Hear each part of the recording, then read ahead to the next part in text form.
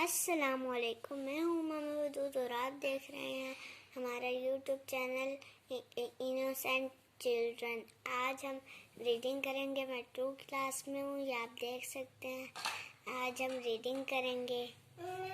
चलें तो आप खोलते हैं। आज हम पढ़ेंगे सबक नंबर 1, हम्द।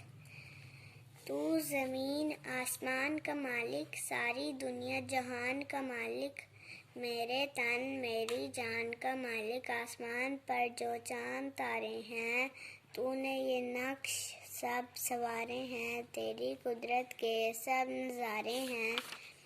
भूले भटकों का रहनुमा तू है, ना उम्मीदों का आसरा तू है, सबके दुख दर्द की दवा तू है, अपने दुख सब तुझे सुनाते हैं, तेरे आगे ही सर झुकाते हैं, तुझसे दिल की मुराद पाते हैं। सूफी गुलाम मुस्तफ़ा तबस्सुम ने ये नज़म लिखी है। आज का सबक हमारा इतना ही था। इसी के साथ इजाज़त चाहती हूँ। अगर आपको हमारा वीडियो पसंद आया है तो लाइक करें, शेयर करें और कमेंट करके बताएं कि हमारी वीडियो कैसी लगी और हमारा चैनल सब्सक्राइब करना ना भूलें। अल्लाह हाफ़िज़।